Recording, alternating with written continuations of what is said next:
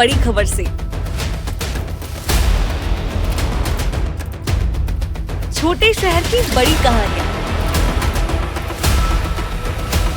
हमने वो देखा जो अनकहा है। अब खबर आपकी उंगलियों पर, खबरों से परे, हर खबर पर हमारा नजरिया। इंडिया टाउन न्यूज, भारत की बात। जनता की आवाज हमारी मुहिम।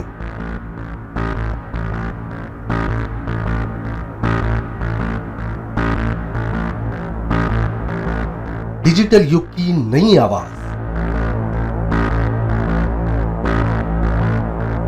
जनता का भरोसा, जनता की जीत, जनता का मत, ये सारी चीजें जब दावे करती है, हारती है, तो ईवीएम पर सवाल क्यों? आपके लिए सबसे बेहतरीन हमारा प्रयास। इस वक्त की सबसे बड़ी खबर आपको बता रहे हैं। इंडिया टाउन न्यूज, भारत की बात। नमस्कार, इंडिया टाउन न्यूज के इस बुलेटिन में आप सभी का स्वागत है और मैं हूं आपके साथ प्रगति ठाकुर। समय इंडिया टाउन न्यूज में इस वक्त छत्तीसगढ़ की खबरों का। खबरों को विस्तार से देखने के पहले आइए डालते हैं उन खबरों पर नजर जो बनी है इस वक्त की सुर्खियां।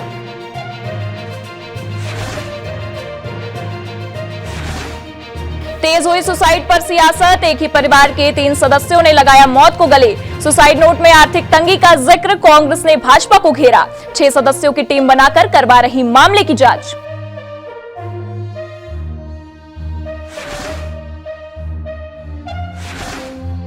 पुलिस ने किया अंधे कत्ल का खुलासा। ऑटो चालक ने खुद को किया मृत घोषित। यात्री की ली थी जान। अपने कागजात और कपड़े लाश के साथ बदले। तकनीक ने खोला जब राज तो भौचक्की रह गई पुलिस।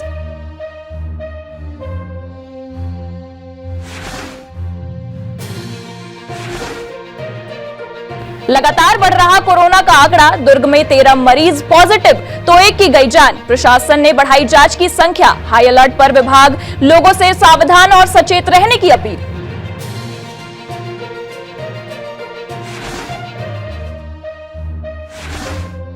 अब एम्बुलेंस को नहीं करना पड़ेगा ट्रैफिक जाम का सामना। रायपुर में शुरू हो रहा स्मार्ट प्लान। जीपीएस सिस्टम से जोड़े जा रहे वाहन और सिग्नल। बिना इंतजार होगी एम्बुलेंस हर सिग्नल से पार।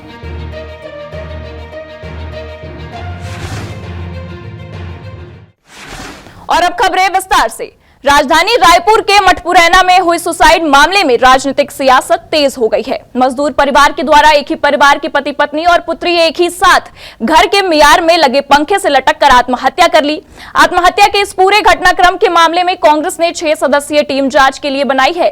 राजधानी रायपुर के मठपुरैना में एक ही परिवार के 3 सदस्यों ने सीलिंग फैन में एक साथ सुसाइड किया। घटना के बाद क्षेत्र में सनसनी फैल गई। वहीं इस पूरे मामले में कांग्रेस प्रदेश अध्यक्ष दीपक बैज का एक बड़ा बयान भी सामने आया है, जिसमें मोदी सरकार को घेरते हुए कहा कि महंगाई, बेरोजगारी से, भाजपा सरकार की वादा खिलाफी से जनता हतोत्साहित है और आत्महत्या करने को मजबूर है।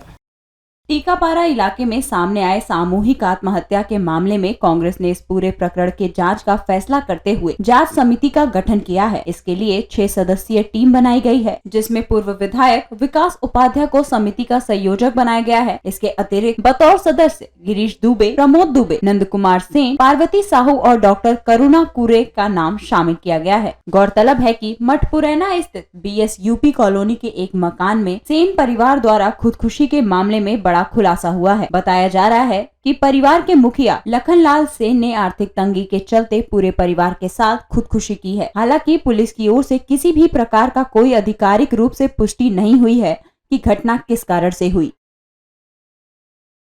निश्चित रूप से गंभीर मामला है और लगातार जब से भारतीय जनता पार्टी की सरकार बनी है तब से पूरे प्रदेश में आर्थिक तंगी का मामला, कर्ज से डूबे हुए मामला लगातार सामने आ रहा है। आत्महत्याएं बढ़ रही है। इस मामले को लेकर कांग्रेस बहुत जल्द ही जांच कमेटी बनाकर जांच करेगी।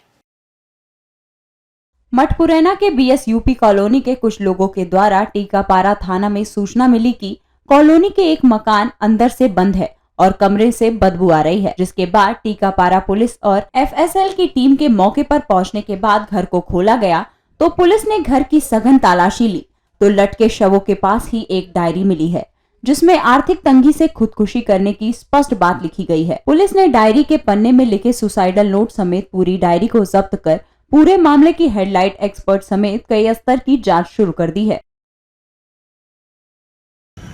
बीएससी यूपी कॉलोनी है, यहाँ क्या बोलते हैं टिकरापारा थाना क्षेत्र अंतर्गत। तो वहाँ कुछ लोगों के द्वारा सूचना दी गई थाने में कल रात में कि एक घर से बदबू आ रही करके, तो पुलिस के द्वारा वहाँ मौके पर जाया गया तो वहाँ पे 3 लाशें हैंगिंग अवस्था में थी। पुलिस के द्वारा जांच कार्रवाई चालू की गई। अभी मामले में एफएसएल रिपोर्ट आना शेष है और पीएम हो रहा है आज, उसके बाद आगे की कार्रवाई की जाएगी। इंडिया टाउन न्यूज के लिए रायपुर से प्रेम निर्मलकर की रिपोर्ट। प्रदेश में कोरोना का ग्राफ एक बार फिर तेजी से फैल रहा है। यहां आए दिन अलग अलग इलाके में कई नए मरीजों की पुष्टि हो रही है। तो वहीं कोरोना के नए वेरिएंट JN1 के खतरे के बीच कोरोना धीरे धीरे लोगों को अपनी चपेट में लेना शुरू कर दिया है। प्रदेश में आए दिन कोरोना संक्रमितों की संख्या में इजाफा देखने को मिल रहा है। इसी क्रम में एक बार फिर प्रदेश में कोरोना ब्लास्ट हुआ है। एक साथ 12 मरीजों की पुष्टि हुई है। कल मिले 12 मरीजों के बाद प्रदेश में एक्टिव मरीजों की संख्या 31 हो गई है। प्रदेश में गुरुवार को सबसे ज्यादा मरीज दुर्ग जिले से 6 मिले हैं। राजनांदगांव से 1, रायपुर से 1, रायगढ़ से 2, जांजगीर चांपा से 1 और बस्तर से 1 मरीज की पुष्टि हुई है। राहत की बात यह है कि कोरोना से एक भी मरीजों की मौत नहीं हुई है। कल गुरुवार को प्रदेश में 4255 सैंपलों की जांच की गई है, जिसमें 12 नए मरीजों की पुष्टि हुई है। प्रदेश की कोरोना पॉजिटिव दर 0.28% पहुंच गया है, जो बुधवार को 0.15 था। कल ही और आज 2 दिन संचालक महोदय से वीसी के माध्यम से निर्देश प्राप्त हुए हैं कि कुछ राज्यों में संक्रमण बढ़ा है कोविड का, तो छत्तीसगढ़ को भी अलर्ट मोड पे रखा गया है। इसमें यह है कि अगर लक्षण वाले मरीज आ रहे हैं सर्दी खांसी बुखार के और ट्रैवल की हिस्ट्री भी है अगर साथ में, तो अपना जांच स्वास्थ्य केंद्र में जाकर जरूर करवाएं। और पूरी जांच की व्यवस्था स्वास्थ्य केंद्रों में है। नीचे BMO तक निर्देश दे दिए गए हैं कि RT-PCR और रैपिड एंटीजन टेस्ट इनको किया जाना है। और किट भी हमारे पास पर्याप्त मात्रा में उपलब्ध है। ऑक्सीजन प्लांट काम कर रहा है, ऑक्सीजन कंसंट्रेटर उपलब्ध है, वेंटिलेटर उपलब्ध है। दिक्कत कहीं नहीं है, बस अभी डरने की जरूरत नहीं है, लेकिन सतर्क रहने की जरूरत है। रायपुर से इंडिया टाउन न्यूज के लिए प्रेम निर्मलकर की रिपोर्ट। जांजगीर चांपा जिले के पंतोरी चौक के भारतमाला सड़क में 36 घंटे पहले ऑटो चालक के अंधे कत्ल के मामले को सुलझाने में जांजगीर पुलिस ने सफलता हासिल की है। पुलिस अधीक्षक ने प्रेस वार्ता कर दावा किया कि उन्होंने अपने पूरे सर्विस काल के दौरान ऐसा मामला नहीं देखा, क्योंकि ऐसा सिर्फ फिल्मों में ही देखने को मिलता है। ऑटो चालक ने यात्री की हत्या कर खुद की हत्या का षड्यंत्र रचा और मृतक का कपड़ा बदलकर अपना मुंडन कराकर चुरामन साव बन गया। पुलिस ने मामले में आरोपी ऑटो चालक शंकर शास्त्री को गिरफ्तार कर लिया है और मृतक की पहचान के लिए झारखंड से परिजनों को बुलाया है और दफन शव को निकालने के लिए कार्यपालक दंडाधिकारी से अनुमति मांगी है। जांजगीर चांपा जिले के पंतोरा चौकी के भारतमाला सड़क में 25 दिसंबर की दरमियानी रात पलटी हुई ऑटो और उसके ड्राइविंग सीट पर बैठे व्यक्ति का सिर कुचली हुई लाश मिली। घटना की सूचना मिलने पर पंतोरा पुलिस ऑटो के मालिक शंकर शास्त्री के परिजनों और साथियों को मौके पर बुलाकर पहचान कराई गई। गंभीर चोट लगने और पहनावे को देखकर शव की पहचान ऑटो चालक शंकर शास्त्री के रूप में की गई। पुलिस ने शव को पोस्टमार्टम के बाद परिजनों को सुपुर्द कर दिया, जिसे परिजनों ने अपने गाँव बिलासपुर भाटापारा में दफन कर दिया। एक ऑटो सवार था, वो बिलासपुर से एक सवारी लिया था। सवारी कोरबा जाना चाहती थी और ऑटो सवार उसको 1200 रुपये में लेकर किराए में लेके जा रहा था। इस दौरान बीच में उन्होंने शराब भी पिया। जब वो जा रहा था तो उस दौरान 2 से 3 बार उसका ऑटो रुका कुछ टेक्निकल कारणों से। इस बात को लेकर सवारी और ऑटो का जो चालक था उनके बीच झड़प हुई थी। ऑटो चालक इसी झड़प के दौरान सवारी के ऊपर प्रहार कर दिया और उस प्रहार में उसकी मृत्यु हो गई थी। पंतोरा पुलिस ने ऑटो चालक शंकर शास्त्री की हत्या के मामले में आरोपी की तलाश शुरू की। पुलिस अधीक्षक ने साइबर सेल के माध्यम से भी जांच शुरू की और सीसीटीवी कैमरे के फुटेज को खंगाला। बिलासपुर, बलौदा और पंतोरा के सीसीटीवी फुटेज को खंगाला, जिसमें ऑटो में चालक के साथ एक सवारी भी दिखी। साइबर पुलिस को रात में झारखंड के चुरामन साव की मोबाइल लोकेशन घटना स्थल पर मिली और उसी नंबर के व्हाट्सएप में कोरबा पुराना बस स्टैंड के ज्योति होटल की लोकेशन मिली, जिसके आधार पर पुलिस ने चुरामन साव की तलाश शुरू की और एक युवक को हिरासत में लेकर पूछताछ की। आरोपी ने अपना हुलिया बदलने के लिए सिर भी मुड़ा लिया था और नागपुर भागने की फिराक में था। पुलिस ने आरोपी को शंकर शास्त्री के हत्या के मामले में पूछताछ की, लेकिन आरोपी के परिजनों को झारखंड में सूचना दी और उनके द्वारा वीडियो कॉल में चुरामन साव नहीं होना बताया गया। तब पुलिस ने आरोपी से कड़ाई से पूछताछ की, जिसमें आरोपी ने खुद को ऑटो चालक शंकर शास्त्री होना बताया और मृतक को चुरामन साव होना बताया। सवार ने स्वयं को, ऑटो के चालक ने स्वयं को बचाने के लिए अपनी आइडेंटिटी उसको दी और उसकी आइडेंटिटी खुद रख ली। उसने मोबाइल फ़ोन एक्सचेंज किया, उसका कपड़ा एक्सचेंज किया, जूता एक्सचेंज किया और फिर ये सब लेकर वो कोरबा चला गया था। कोरबा में अपना मुंडन कराया। मुंडन कराने के बाद एक होटल में रुक गया था और उस दौरान फिर ये ज्ञात हुआ कि टेक्निकल डिटेल से कि ये आरोपी कोरबा में है। साइबर सेल की टीम वहाँ गई थी और उसने आरोपी को पकड़ा और बाद में जब उनके परिजनों से बात हुई तो पता लगा कि ये ऑटो सवार नहीं है बल्कि ऑटो चालक है जिसने हत्या की है और उसके आधार पर उसने 302, 201, 419 का अपराध कायम किया है और आज उसको माननीय न्यायालय के समक्ष प्रस्तुत किया जा रहा है। पुलिस अधीक्षक ने बताया कि हत्या मामूली विवाद और त्वरित गुस्सा के कारण हुआ। उन्होंने बताया कि चुरामन साव झारखंड से बिलासपुर पहुंचा था। 25 दिसंबर की रात 7 बजे कोरबा जाने की तैयारी में था, लेकिन बस और ट्रेन नहीं होने के कारण शंकर शास्त्री के ऑटो को 1200 रुपए में किराया लेकर कोरबा जा रहा था। बिलासपुर से निकलने के बाद ऑटो कई बार रुक रुक कर चलने लगी, जिसके कारण चुरामन साव बड़बड़ाते हुए गाली देता था। दोनों ने शराब पी ली थी, लेकिन बार बार गाली सुनकर शंकर शास्त्री गुस्से में आ गया और यात्री को मारने के लिए पहले ऑटो को पलटवाया और उसके सिर में पत्थर पटक कर विकृत कर दिया। इतना ही नहीं, आरोपी ने मृतक के कपड़े खुद पहन लिए और अपने कपड़े, आधार कार्ड और मोबाइल मृतक के पास छोड़ दिया, जिसके कारण पुलिस ही नहीं उसके परिजन भी धोखा खा गए और शंकर शास्त्री का शव समझकर उसे दफन कर दिया गया। इस मामले का खुलासा होने के बाद पुलिस ने झारखंड के चुरामन साव के परिजनों को सूचना देकर बुलवाया और दफन शव की पहचान करने के लिए दंडाधिकारी से खुदाई की अनुमति मांगी है और शव की डीएनए टेस्ट कराने की तैयारी में है। इंडिया टाउन न्यूज के लिए जांजगीर चांपा से श्रद्धा सिंह की रिपोर्ट। सूरजपुर में लगातार हो रहे जंगलों की दोहन से अब वन्य जीव प्राणियों की आमद रिहायशी इलाकों में हो रही है। वहीं लगातार जंगलों में हो रही अवैध पेड़ों की कटाई के कारण भालू सहित खूंखार जंगली जानवर अब जंगलों को छोड़ रिहायशी इलाकों का रुख कर रहे हैं। सूरजपुर जिले के प्रेमनगर वन परिक्षेत्र के पार्वतीपुर जहां सूने पड़े मकान में एक मादा भालू ने 2 शावकों को 10 दिन पहले जन्म दिया था। इसी दौरान कुछ बच्चे खेलते हुए उस सूने मकान के पास जा पहुंचे और भालू की आवाज सुनकर जब उन्होंने इसकी सूचना ग्रामीणों को दी तो बड़ी संख्या में ग्रामीण भालू को देखने उस घर की तरफ बढ़े। ग्रामीणों की भीड़ को आता देख भालू अपने शावकों को छोड़ जंगल की ओर चलती गई, जिसके बाद ग्रामीणों ने इसकी सूचना वन विभाग को दी। मौके पर पहुंची वन विभाग की टीम ने कड़ी मशक्कत के बाद भीड़ पर काबू पाया और शावकों को अपने कब्जे में लिया। वहीं वन विभाग उस घर पर भी लगातार निगरानी कर रही है और वहां किसी के भी आवाजाही पर प्रतिबंधन लगा दिया है। ये हमारा तारा सर्कल में ग्राम पार्वतीपुर आता है, तो वहाँ पर एक जंगल के पास में एक खाली घर था, तो उस घर में भालू ने 2 शावक को जन्म देके उसमें रखा हुआ है। तो अभी शावक उसी घर में ही है और रात में भालू की जो मादा भालू है वो आती भी है, उनको फीड वगैरह कराती है। तो वन विभाग ने उस एरिया को थोड़ा अलर्ट करके रखा हुआ है। वहाँ पर हम लोग किसी को ह्यूमन इंटरफेरेंस को भी रोकने के लिए स्टाफ का ड्यूटी भी लगाया कि कोई शावक को टच वगैरह ना करे या उनको कुछ फीड ना कराए। इंडिया टाउन न्यूज के लिए सूरजपुर से एजाज अहमद की रिपोर्ट।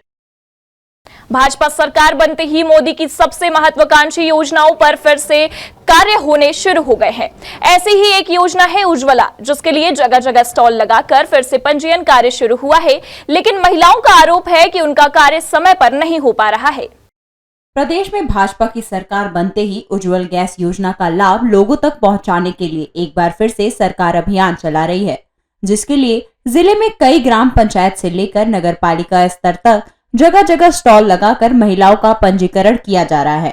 लेकिन पंजीयन कराने पहुंची महिलाओं का आरोप है कि सुबह से लेकर शाम हो जाने के बाद भी उनका पंजीयन नहीं हो पा रहा है और उनको बार बार पंजीयन स्थल के चक्कर लगाने पड़ रहे हैं। वहीं पंजीयन स्थल पर महिलाओं की भारी भीड़ देखी जा रही है। यहाँ 7 बजे से आई हुई हूँ, 7 बजे से लेकर अभी तक मेरा फॉर्म नहीं भरा पाया है। क्या बोल रहे हैं यहाँ के लोग? यहाँ के लोग क्या बोलेंगे, बस ज़्यादा तो धक्का मुक्का होता है, फिर बंद कर देते हैं गेट, फिर वापस फिर लाइन अलग अलग हो जाती है। किस लिए है? तो मुझे भी नहीं पता सर, फॉर्म भरा रहा है गैस के लिए। अच्छा, जी 7 बजे से आए हुए हैं। किस लिए आए थे यहाँ? यही गैस पंजीयन के लिए आई हूँ। अच्छा, कितना बजे से आए हुए हैं और क्या हुआ अभी तक? सुबह 7 बजे से आए हुए हैं और अभी तक इतना लंबा लाइन है कि हो ही नहीं पा रहा है। क्या बोलते हैं यहाँ के लोग? वही हो रहा है लाइन लगाइए लाइन लगाइए। और पहले लाइट गोल हो गया था, बोल रहे सर्वर नहीं बता रहा है। इंडिया टाउन न्यूज के लिए सूरजपुर से एजाज अहमद की रिपोर्ट।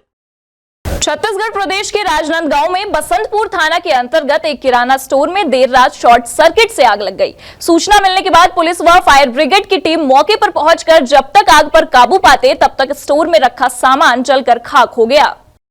राजनांदगांव शहर के बसंतपुरा थाना अंतर्गत सदर बाजार स्थित जैन मंदिर के पास पूनम ट्रेडर्स किराना स्टोर में करीबन रात 3 बजे आग लग गई, जिसका कारण शॉर्ट सर्किट बताया जा रहा है। वहीं आग लगने की सूचना के बाद पुलिस व फायर ब्रिगेड की टीम मौके पे पहुंची और आग पर काबू पाया गया, लेकिन इस हादसे में स्टोर में रखा सामान जलकर खाक हो गया। प्रार्थी के अनुसार 12 लाख का नुकसान बताया गया है।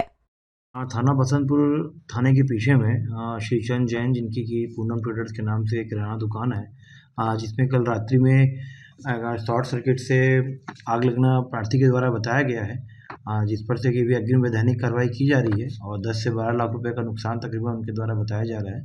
और इसमें कल रात्रि में दमकल की मदद से इसमें शीघ्र आग के काबू पाने का प्रयास किया गया, लेकिन तब भी ये इनको 10 से 12 लाख का नुकसान प्रार्थी द्वारा बताया गया है। इंडिया टाउन न्यूज के लिए अमित चटर्जी के साथ ऐश्वर्य श्याम की रिपोर्ट। बलरामपुर जिले के वन परिक्षेत्र धमनी और रामानुजगंज के अंतर्गत उचरुआ गांव में दल से बिछड़े एक जंगली हाथी ने जमकर उत्पात मचाया है। जंगली हाथी ने 7 अलग अलग घरों को तोड़ने के साथ काफी मात्रा में घर में रखे अनाज व घरेलू बर्तन को नुकसान पहुंचाया है, जिसके बाद से ग्रामीणों में भय का माहौल व्याप्त है। लोग रत जगा करने को मजबूर है। बलरामपुर जिले के धमनी रामचंद्रपुर वन परिक्षेत्र अंतर्गत उचरुआ गांव में दल से बिछड़े एक जंगली हाथी ने जमकर उत्पात मचाया है। जंगली हाथी के द्वारा 7 अलग अलग घरों में तोड़फोड़ करने के साथ घर पर रखे अनाज को व घरेलू बर्तनों को भी काफी मात्रा में नुकसान पहुंचाया है। जंगली हाथी की तांडव से ग्रामीणों में भय का माहौल व्याप्त है। लोग हाथी के डर से रतजगा करने को मजबूर हैं। वहीं मामले को लेकर बलरामपुर जिले के वन मंडल अधिकारी विवेकानंद झा ने बताया कि जंगली हाथी झारखंड से आया था और 7 घरों को नुकसान पहुंचाया है। चूंकि छत्तीसगढ़ झारखंड सीमावर्ती क्षेत्र होने की वजह से हाथी कभी बॉर्डर के इधर उधर तो हो ही जाते हैं और नुकसान कर रहे हैं। हालांकि वन विभाग की टीम मौके पर पहुंचकर हाथी के द्वारा पहुंचाए नुकसान की जांच कर आगे की कार्यवाही कर रही है। इसके साथ ही लोगों से अपील भी की जा रही है कि रात के समय में अनावश्यक रूप से घर से बाहर ना निकले व जंगल की ओर ना जाए। फिलहाल वन विभाग की टीम जंगली हाथी के मूवमेंट पर नजर बनाई हुई है। लोनर जो है वो धमनी और रामानुजगंज में उधर झारखंड बॉर्डर से आकर कभी नदी से इस पार आ जाता है, कभी इस पार चला जाता है। और अभी फिलहाल में एक घर को मेजर और 6 घर को माइनर घर तोड़ा है। वही घरों को तोड़ा है और जो फसल वगैरह कहीं कहीं पर है तो फसल को भी खाया है। उसका जो भी नुकसान किया नियमानुसार उसमें कार्रवाई की जा रही है। उनके मुआवजे को प्रदान करने की अग्रिम कार्रवाई की जा रही है। कितने हाथी? एक हाथी है अभी लोनर। बलरामपुर से इंडिया टाउन न्यूज के लिए कुलेश्वर कुशवाहा की रिपोर्ट। बस्तर के लोगों को जल्द ही उड़ान सेवा के तहत जबलपुर और दिल्ली के लिए उड़ान सेवाएं मिलेंगी। इसके लिए एयर अलायंस और इंडिगो ने डीजीसीए को प्रस्ताव दिया है। फिलहाल एयर अलायंस के द्वारा जगदलपुर से रायपुर और हैदराबाद के लिए फ्लाइट सेवाएं दी जाती हैं। हाल ही में उड़ान सेवा के लाइसेंस रिन्यूअल के बाद रायपुर और हैदराबाद जाने वाली नियमित फ्लाइट को सीमित कर दिया गया था। इसके बाद बस्तर के लोगों ने इसका विरोध भी किया। फिलहाल एयर अलायंस का प्रस्ताव स्वीकार किया जाता है तो जबलपुर और दिल्ली की फ्लाइट भी यहां से शुरू हो जाएगी। इसके अलावा इंडिगो का प्रस्ताव स्वीकार होता है तो हैदराबाद, जगदलपुर, रायपुर और दिल्ली रूट पर भी बस्तर के लोगों को एयर कनेक्टिविटी मिल जाएगी। एयर अलायंस के द्वारा जगदलपुर से रायपुर और जगदलपुर से हैदराबाद की सुविधा मिल रही थी, लेकिन जब इसका रिन्यूअल हुआ तो उसमें भी 3 दिन घटा दिया गया है। अब सप्ताह में केवल 3 दिन ही बस्तर वासियों को वायु सेवा का लाभ मिल पा रहा है। अब ऐसा सुनने को मिल रहा है कि जो इंडिगो वायु सेवा है वो पहले यहाँ से केवल जो जवान हैं सीआरपीएफ के या अन्य मिलिट्री फोर्स के हैं, पैरामिलिट्री फोर्स के, उनके लिए था, लेकिन अब ये सुनने को मिल रहा है कि आम नागरिकों के लिए भी इंडिगो की सेवाएं वायु यात्रा के लिए मिलेगी। तो ये काफ़ी प्रसन्नता का विषय है। इसके माध्यम से हम जबलपुर दिल्ली तक का वायु सेवा का लाभ ले सकते हैं। कमर्शियल फ्लाइट शुरू करने के लिए भी हम लोग लगातार प्रयास किए थे, उसमें सफलता मिली है। काफ़ी हर्ष की बात है कि एयर अलायंस वालों ने जबलपुर होते हुए दिल्ली का फ़्लाइट प्रपोजल दिया हुआ है। BCS का DGCA से और सिविल एविएशन मिनिस्ट्री से अनुमति मिलते ही वो शुरू हो सकता है। इसके अलावा आज सुबह ही इंडिगो की तरफ से कमर्शियल फ्लाइट ऑपरेशंस को लेके खबरें आई है और लिखित इन्होंने अनुमति भी मांगा है DGCA से। कोशिश किया जाएगा उनके जो सेफ्टी प्रोटोकॉल्स है उसको हम लोग लाइन अप करेंगे, ताकि कोशिश करेंगे कि अगले साल के शुरुआत से ही इसको हम लोग शुरू कर पाएं। बता दें कि इंडिगो के द्वारा जगदलपुर में विशेष फ्लाइट चलाई जाती है, जिसके जरिए पैरामिलिट्री फोर्स के जवान रायपुर होते हुए दिल्ली तक जाते हैं। कॉमर्शियल सेवाएं शुरू होने से बस्तर के लोगों को इसका फायदा मिलेगा। इंडिया टाउन न्यूज के लिए बस्तर से सुनील कश्यप की रिपोर्ट। वक्त तो चला एक ब्रेक का। ब्रेक के बाद देखेंगे देश प्रदेश से जुड़ी कुछ और खबरें। मिलिए सबसे बड़ी खबर से। छोटे शहर की बड़ी कहानियां। हमने वो देखा जो अनकहा है। अब खबर आपकी उंगलियों पर। खबरों से परे, हर खबर पर हमारा नजरिया। इंडिया टाउन न्यूज, भारत की बात। जनता की आवाज हमारी मुहिम।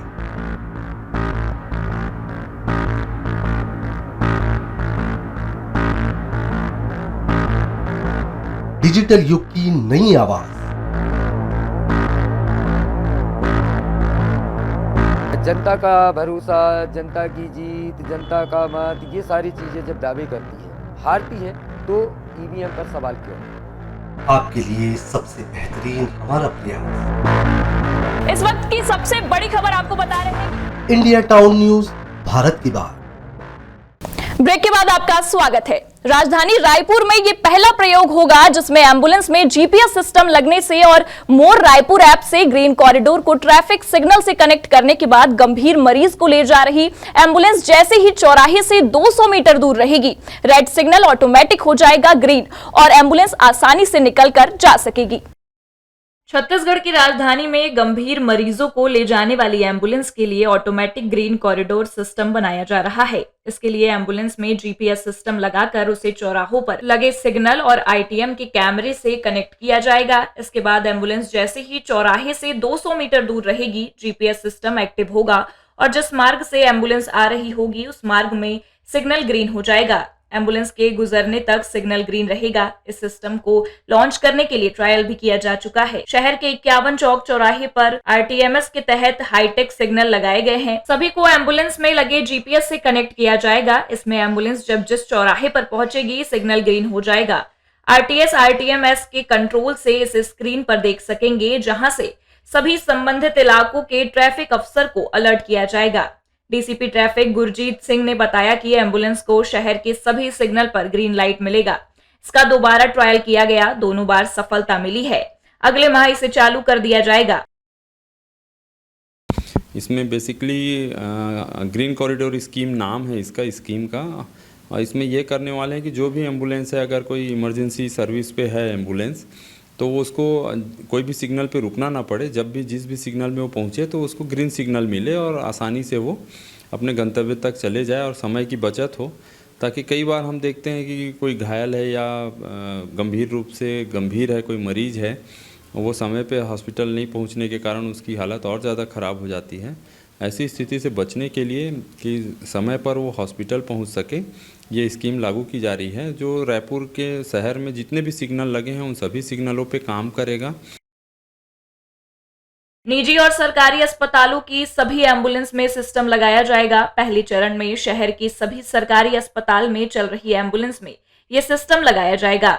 एम्बुलेंस के लिए सिग्नल को ग्रेड करने 2 तरह की सिस्टम बनाए गए हैं। एक सिस्टम जो डिवाइस जीपीएस से चलता है। अगले चरण में निजी एम्बुलेंस में सभी सिस्टम लगाया जाएगा। ड्राइवर और कंडक्टर संचालक को एम्बुलेंस में लगा जीपीएस सिस्टम अपडेट करने की ट्रेनिंग दी जाएगी। जब एम्बुलेंस गंभीर मरीज लेकर जाएगी तभी मोर रायपुर एप्लीकेशन को एक्टिव कर जीपीएस को चालू करना होगा। मरीज नहीं होने पर उसे बंद करना होगा। इसके अलावा ट्रैफिक सिग्नल्स पर भी एक डिवाइस लगाया जाता है। इससे एम्बुलेंस के आते जाते ही समय सायरन बजाने से सिग्नल ग्रीन हो जाता है। एम्बुलेंस की आवाज को कैच करने के बाद सिस्टम से ट्रैफिक सिग्नल को कमांड जाती है और एम्बुलेंस जाने वाली दिशा का सिग्नल ग्रीन हो जाता है। पूरा सिस्टम सोलर एनर्जी बेस्ड रहता है। बाकी दूसरे सिस्टम जो हैं जीपीएस से चलते हैं। देखिए कि ये हम चाहते हैं इसमें कि जितने भी सरकारी, शासकीय या फिर प्राइवेट जो भी एम्बुलेंसेस हैं, जो भी हॉस्पिटल्स के एम्बुलेंस हैं, सबको इस नेटवर्क में हम जोड़ना चाहते हैं ताकि सबको इसका लाभ मिले, आएँ और इसके साथ जुड़ें।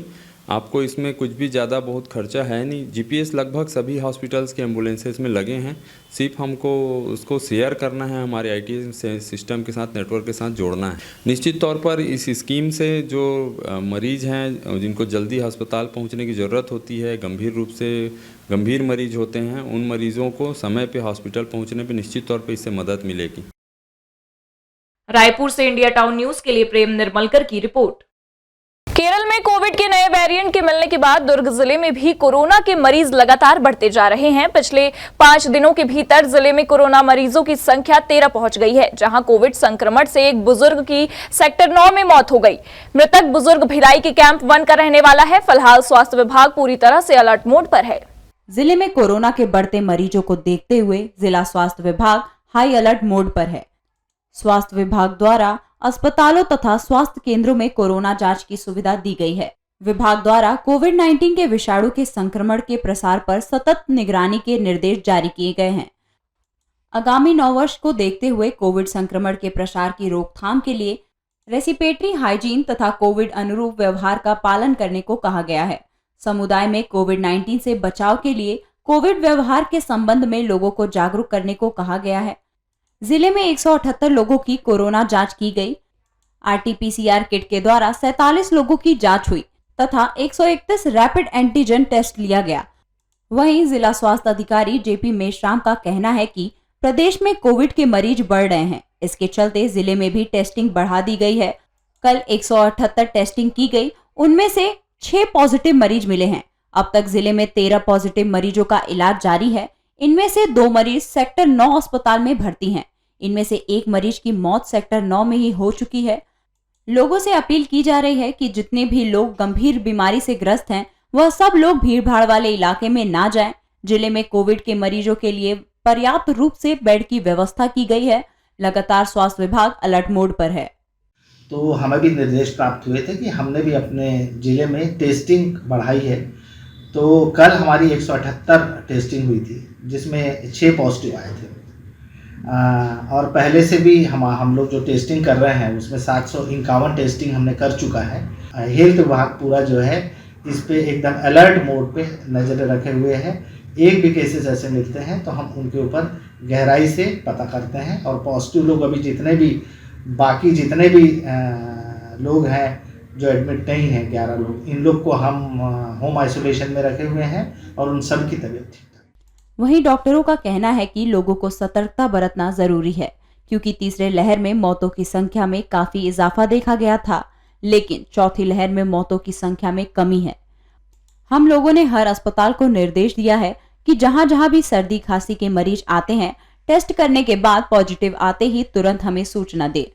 कारण ये है कि जिस प्रकार जो सेकंड लहर में जो डेथ हुआ था तो उसमें लोग घबराए हुए थे। अभी क्या सर्दी खांसी के लिए हमने सभी जगह जो भी सर्दी खांसी के पेशेंट आते हैं तुरंत हर जगह जांच करने के लिए 128 हमारा उप स्वास्थ्य केंद्र है, 30 प्राथमिक स्वास्थ्य केंद्र है, 9 हमारा सामुदायिक स्वास्थ्य केंद्र है, जिला अस्पताल है। इसके अतिरिक्त सेक्टर 9 हॉस्पिटल है, चंदूलाल मेडिकल कॉलेज है, शंकरा मेडिकल कॉलेज। इसके अतिरिक्त जितने भी हमारे नर्सिंग होम हैं सबको हमने निर्देश दिया है कि जहाँ जहाँ कोई सर्दी खांसी का केस आए और नर्सिंग होम एक्ट के तहत जो भी कार्रवाई बनता है, जो पॉजिटिव आता है, अगर एडमिट करते हैं तो उसकी तत्काल हमें सूचना देंगे। इंडिया टाउन न्यूज के लिए दुर्ग से अतुल शर्मा की रिपोर्ट। जिला एमसीबी के अंतर्गत आने वाली काले हीरे की नगरी चिरमिरी के स्थायित्व और भविष्य को लेकर मनेंद्रगढ़ विधानसभा के विधायक एवं मंत्री श्याम बिहारी जायसवाल ने मीडिया से बात करते हुए चिरमिरी क्षेत्र में नई कोयले की खदानों को खुलने को लेकर अपनी बात रखी और कहा कि क्षेत्र में विकास की बौछार होगी। जिला मनेंद्रगढ़ चिरमिरी भरतपुर के अंतर्गत आने वाले चिरमिरी, जिसे हम काले हीरे की नगरी के रूप में जानते हैं, चिरमिरी चौकी काले हीरे की नगरी के साथ नगर पालिका निगम क्षेत्र भी है। यहाँ मुख्य रूप से बंद खदान और खुली खदान के माध्यम से कोयले का उत्खनन किया जाता है, लेकिन विगत कई वर्षों से बंद होती कोयले की खदान चिरमिरी के अस्तित्व और भविष्य पर बहुत बड़ा प्रश्न लगा रखा था, जिसको लेकर चिरमिरी क्षेत्र के विस्थापन और पलायन की समस्या से क्षेत्र के रहवासी जूझ रहे हैं। चिरमिरी में बंद होती कोयले की खदान एक बहुत बड़ा विषय है। इस गंभीर मुद्दे पर मनेंद्रगढ़ विधानसभा के विधायक एवं छत्तीसगढ़ शासन में मंत्री श्याम बिहारी जायसवाल ने मीडिया को चिरमिरी के अस्तित्व और भविष्य एवं कोयले की नई खदानों को लेकर अपनी बात रखी। आइए जानते हैं क्या कहा चिरमिरी के कोयले की नई खदानों के खुलने के बारे में मंत्री श्याम बिहारी जायसवाल ने। हमारे मनेंद्रगढ़ विधानसभा के लिए खुशियों की जो बौछार है वो तो आना पहले से चालू हो रहा था, लेकिन सौगात आने वाला है। 2 बंद पड़े माइंस, उसका ग्लोबल टेंडर जल्द ही 1 हफ्ते के अंदर चालू हो जाएगा, अंजन हिल्स और बतूंगा। उसके साथ 2 और माइंस, साजा पहाड़ और लक्ष्मण झरिया क्षेत्र, जिसमें कोयले का आधारित उद्योग या नए माइंस खोलने की बातचीत उसमें तय हुआ है। कोल इंडिया उसके लिए 1000 करोड़ विश्व बैंक से मांग किया है, जल्द ही उस पर काम चालू होगा। इंडिया टाउन न्यूज के लिए एमसीबी से अविनाश चंद्र की रिपोर्ट। प्रदेश में सत्ता परिवर्तन के बाद भाजपा पार्षद लामबंद होने लगे हैं। इसके तहत भिलाई के भाजपा पार्षदों ने कांग्रेस के पार्षद और उप सभापति मोहम्मद सलमान के फर्जी जाति प्रमाण पत्र को लेकर मोर्चा खोल दिया है। उनका कहना है कि सलमान फर्जी जाति प्रमाण पत्र के आधार पर पार्षद पद पर निर्वाचित हुए हैं। भाजपा पार्षद ने कहा कि भिलाई नगर निगम में शारदापारा वार्ड 35 अन्य पिछड़ा वर्ग के लिए आरक्षित वार्ड है, लेकिन उप सभापति मोहम्मद सलमान ने अपनी जाति कुजड़ा बताई है, लेकिन यह जाति किसी दूसरी महिला के नाम पर है। फर्जी दस्तावेज प्रस्तुत करके उन्होंने पार्षद चुनाव लड़ा था और वार्ड 35 से जीत गए, लेकिन वहां की जनता का अधिकार हनन हुआ है। वहीं उन्होंने कहा कि मोहम्मद सलमान के द्वारा अन्य पिछड़ा वर्ग के लिए आरक्षित वार्ड पर फर्जी प्रमाण पत्र के आधार पर निर्वाचन में भाग लेकर पार्षद निर्वाचित हुए हैं, जबकि उन्हें मालूम था कि जो जाति प्रमाण पत्र प्रस्तुत किया है वह झूठा और कुटर्चित है। ये जानते हुए भी कुटर्चित जाति प्रमाण पत्र का उपयोग करके आरक्षित सीट पर चुनाव लड़ा तथा झूठा शपथ पत्र भी प्रस्तुत किया और विजय प्राप्त कर लाभ कमाया। इसको लेकर भारतीय जनता पार्टी के पार्षदों ने दुर्ग संभाग आयुक्त, दुर्ग कलेक्टर और सुपेला थाना में शिकायत दर्ज कराई है। नगर पालिका निगम भिलाई में दिसंबर 2021 को नगर निगम का चुनाव संपन्न हुआ। उस चुनाव में पूरे 70 वार्डों में आरक्षण के तहत में भी एक प्रक्रिया होती है, जिसमें आरक्षण के तहत चुनाव संपन्न कराया गया। कई आरक्षण ऐसे हैं जिसमें SC ST भी है, कई OBC भी है, कई महिला आरक्षण भी है। इससे संबंधित सभी लोगों ने अपने अपने साक्ष्य के साथ में, शपथ पत्र के साथ में दस्तावेज पेश किए। वहीं पार्षद पीयूष मिश्रा का कहना है कि अभी तो एक पार्षद का दस्तावेज हमें उपलब्ध हुआ है, उसने फर्जी प्रमाण पत्र देकर चुनाव लड़ा है। ऐसा बहुत सारे पार्षद हैं जो फर्जी प्रमाण पत्र से पार्षद का चुनाव जीते हैं, लेकिन हमारे पास दस्तावेज अभी कुछ नहीं है। जैसे ही आ जाता है उनका भी खुलासा किया जाएगा। लेकिन वार्ड नंबर 35 के पार्षद मोहम्मद सलमान शासन के द्वारा आरक्षित सीट पर कुटर्चित दस्तावेज प्रस्तुत कर चुनाव जीत गए हैं। हमने पुलिस में 420, 467, 468 और 471 के तहत शिकायत की है। फर्जी जाति प्रमाण से देखिए, अभी एक का दस्तावेज उपलब्ध हुआ है, उसके आधार पर चीज़ें सामने आई हैं और जो ऐसे लोग हैं उनकी जानकारी तो आई है, पर अभी दस्तावेज नहीं है, इसलिए किसी के नाम का खुलासा करना ठीक नहीं है। लेकिन आगे और भी ऐसे लोग हैं जिन्होंने अन्य पिछड़ा वर्ग या और ऐसे समाज के लिए जो आरक्षित है, क्योंकि ये एक पिछड़ा वर्ग समाज को अधिकार देने के लिए, उन्हें फ्रंट लाइन में खड़ा करने के लिए जो सरकार प्रशासन की दूरगामी सोच है, ये उस पर आघात है।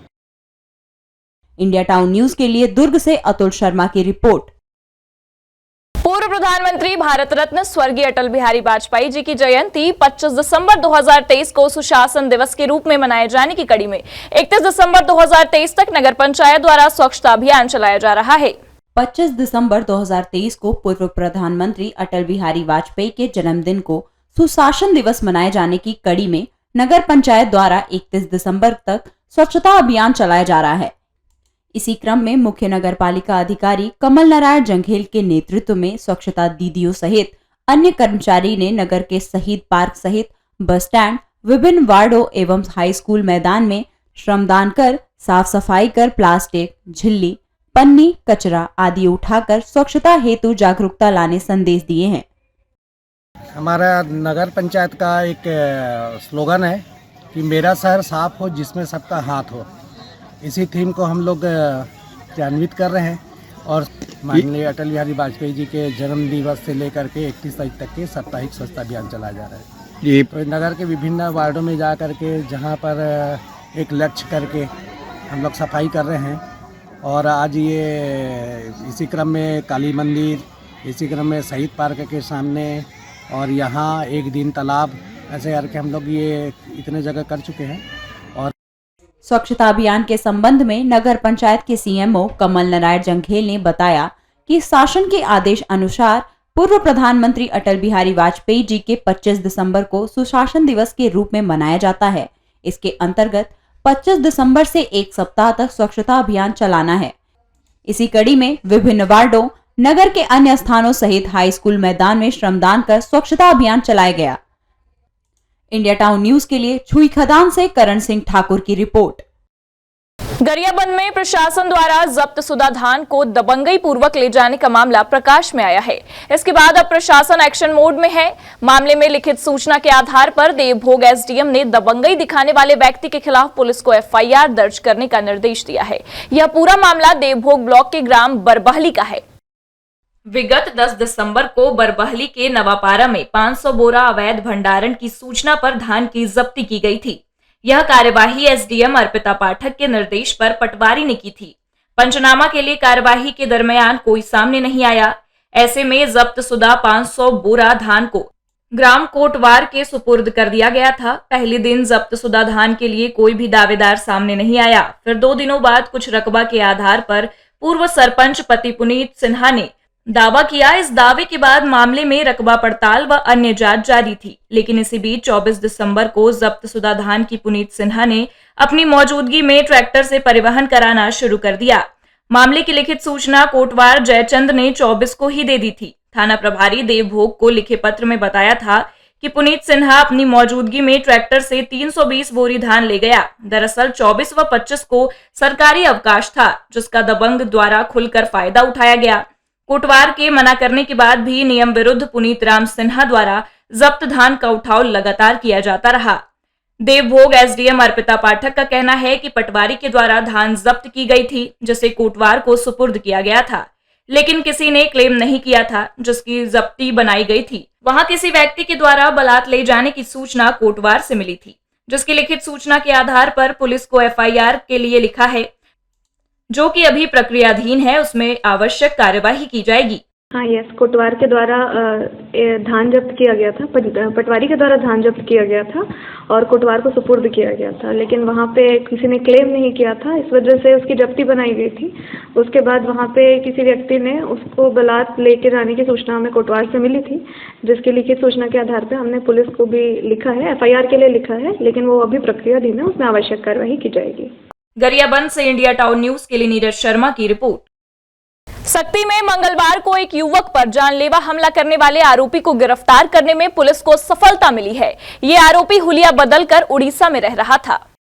सक्ती के बुधवार बाजार में बन रही पानी की टंकी में काम करने वाले मजदूर रोशन को 3 लोगों ने लाठी डंडे से मार मार कर लहूलुहान कर दिया था और मौके से फरार हो गए थे, जिसमें से 2 आरोपी राहुल यादव और सोहेल खान को पुलिस ने गिरफ्तार कर लिया है। पुलिस ने बताया कि आरोपी सोहेल खान को सुंदरगढ़ उड़ीसा से गिरफ्तार किया गया है। आरोपी अपना हुलिया बदलकर उड़ीसा में छिपा हुआ था, जिसे पुलिस ने मुखबिरों की सहायता से गिरफ्तार किया है। पकड़े गए 2 आरोपियों को मारपीट हत्या का प्रयास के मामले में पुलिस ने न्यायिक रिमांड पर भेज दिया है।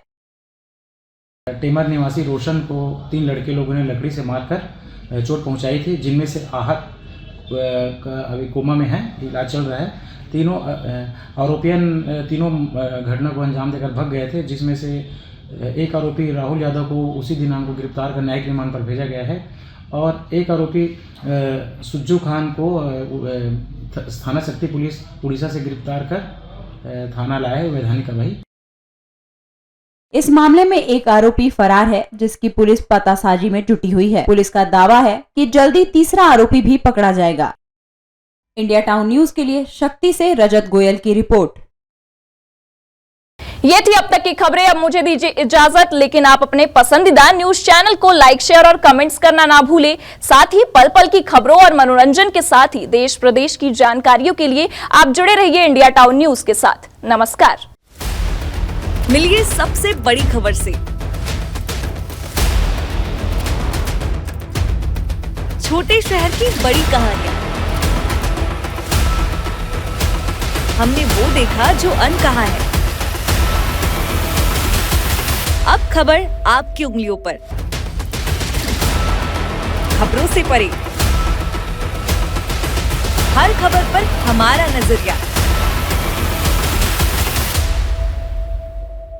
इंडिया टाउन न्यूज, भारत की बात।